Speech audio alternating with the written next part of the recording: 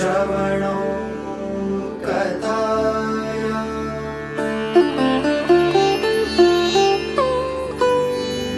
हस्तो च कर्मसु मनस्तव पादयोर्नः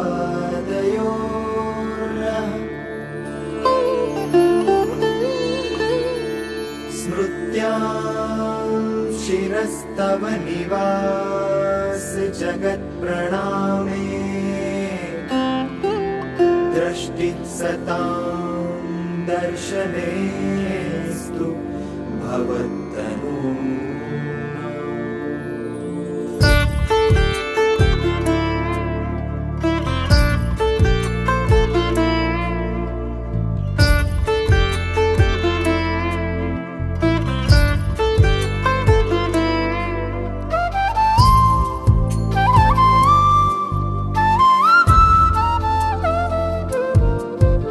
হরে কৃষ্ণ, রাধে রাধে প্রিয় ভক্তরা, কেমন আছো তোমরা সবাই? আশা করছি সবাই সুস্থ এবং খুব ভালো আছো।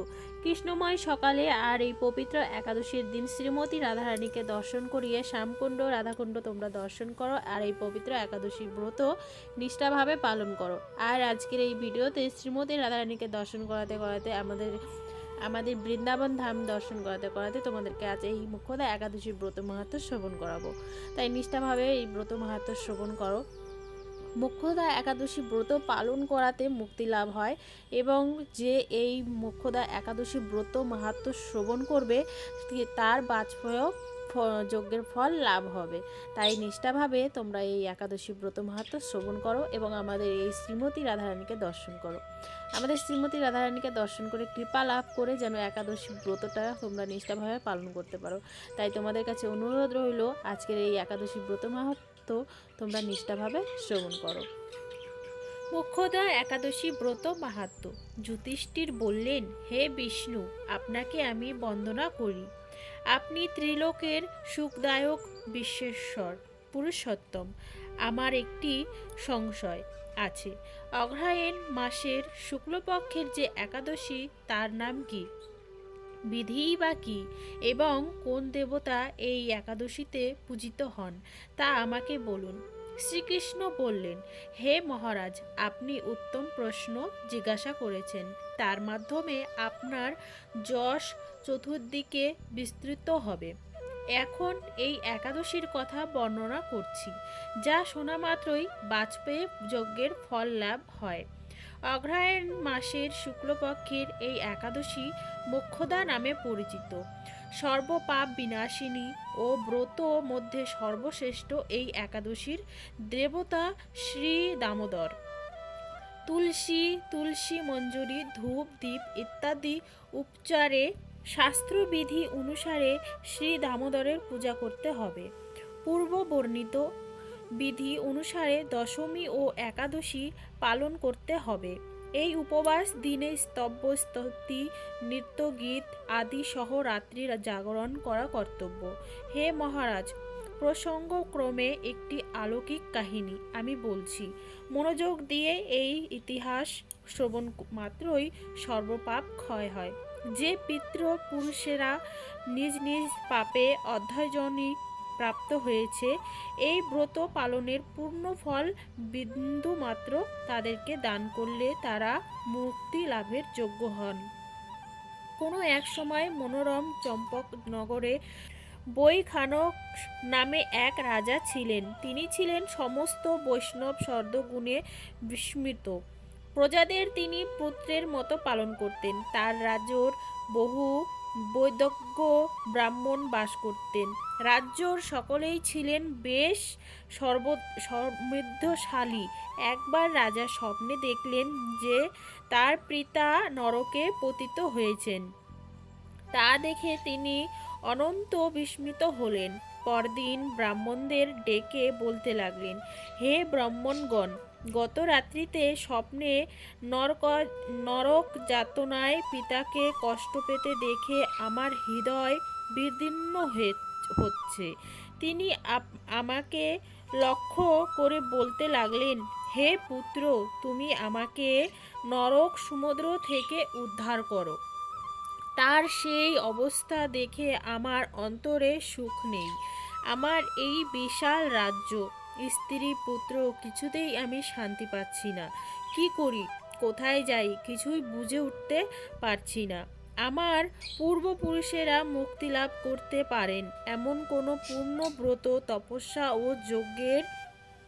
যোগের কথা আমাকে উপদেশ করুন। আমি তা অনুষ্ঠান করব। আমার মতো পুত্র বর্তমান থাকা সত্ত্বেও যদি পিতামাতা পূর্বপুরুষেরা নরক যাতনা ভোগ করতে থাকেন, তবে সে পুত্রের কি প্রয়োজন?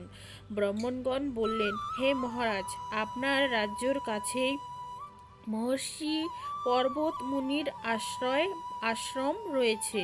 তিনি ত্রিকালঙ্গ, তার কাছে আপনার মুক্তির উপায় জানতে পারবেন। ব্রাহ্মণদের উপদেশ শ্রবণ করে মাহাত্ম বৈখানস তাদের সঙ্গে নিয়ে সেই পর্বত মুনির আশ্রমে গমন করলেন। তারা দূর থেকেই ঋষিবরকে সাষ্টাঙ্গ প্রণাম করে তার কাছে গেলেন। মুনিবর রাজার কুশল বার্তা জিজ্ঞাসা করলেন। রাজা বললেন, হে প্রভু, আপনার কৃপায় আমার সবই কুশল। তবে আমি একদিন স্বপ্নযোগে পিতার নরক যাতনা ও কাতর আর্তনাদ শুনে অনন্ত দুঃখিত ও চিন্তাগ্রস্ত হয়েছি। হে ঋষিবর, কোনো পুণ্যের ফলে তিনি সেই দুর্দশা থেকে মুক্তি পাবেন তার উপায় জানতেই আপনার শরণাগত হয়েছি। রাজার কথা শুনে পর্বতমুনি কিছুক্ষণ ধ্যানস্থ হয়ে বললেন, হে মহারাজ, পূর্বজন্মে তোমার পিতা অনন্ত কামাচারী হওয়ায় তার এরকম অধোগতি লাভ হয়েছে। এখন এই পাপ থেকে মুক্তির উপায় বর্ণনা করছি। অগ্রহায়ণ মাসের শুক্লপক্ষের মোক্ষদা একাদশী পালন করে সেই পুণ্যফল পিতাকে প্রদান করো। সেই পুণ্য প্রভাবে তোমার পিতার মুক্তি লাভ হবে। মুনির কথা শুনে রাজা নিজের প্রাসাদে ফিরে এলেন। সেই পবিত্র তিথির আবির্ভাবে তিনি স্ত্রী পুত্রাদি সহ যথাবিধি মোক্ষদা একাদশী ব্রত পালন করলেন। ব্রতের পূর্ণফল পিতার উদ্দেশ্যে প্রদান করলেন। ওই পূর্ণফল দানের সঙ্গে সঙ্গে আকাশ থেকে পুষ্পবৃষ্টি হতে লাগলো। হে পুত্র, তোমার মঙ্গল হোক। এই বলতে বলতে বৈখানস রাজার পিতা নরক হতে মুক্তি হয়ে স্বর্গে গমন করলেন। হে মহারাজ যুধিষ্ঠির, যে ব্যক্তি মঙ্গলদায়িনী মোক্ষদা একাদশী ব্রত পালন করে তার সমস্ত পাপ বিনষ্ট হয় এবং মৃত্যুর পরে মুক্তি লাভ করে, এই ব্রতের পূর্ণ সংখ্যা আমিও জানি না। চিন্তামণির মতো এই ব্রত আমার অনন্ত প্রিয়।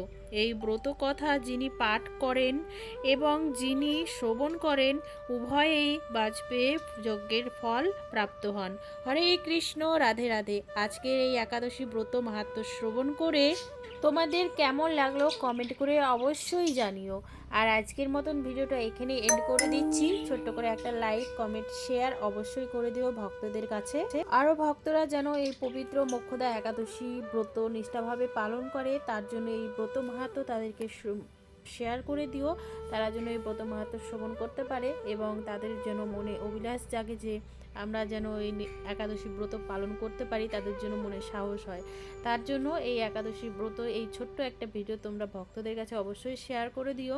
তারা যেন এই ব্রত মাহাত্ম্য নিষ্ঠাভাবে শ্রবণ করতে পারে এবং আমাদের শ্রীমতী রাধারানীকে দর্শন করে আজকের দিনে শ্রীমতী রাধারানীর কৃপা লাভ করতে পারে। আমাদের শ্যাম সুন্দরকে দর্শন করো। আশা করছি তোমাদের ভিডিওটা খুব ভালো লেগেছে।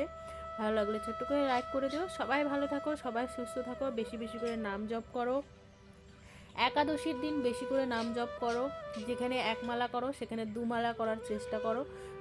সবাই ভালো থাকো, সুস্থ থাকো। সবাইকে রাধে রাধে। জয় গুরু শ্রী গুরু পরম গুরুদেব, গুরু কৃপা হি কেবলম। জয় গুরুদেব, জয় গুরুদেব, হা গুরুদেব, হা গুরুদেব, হা রাধে, হা রাধে, হা রাধে শ্যাম। জয় নিতাই, জয় গৌর, জয় বৃন্দাবন ধাম, জয় রাধাকুণ্ড ধাম, জয় আমাদের গিরিরাজ মহারাজ কি জয়। জয় জয় শ্রী বৃন্দাবন ধাম। জয় রাধে, জয় কৃষ্ণ, জয় শ্রী বৃন্দাবন ধাম। জয় জয় শ্রী রাধে শ্যাম।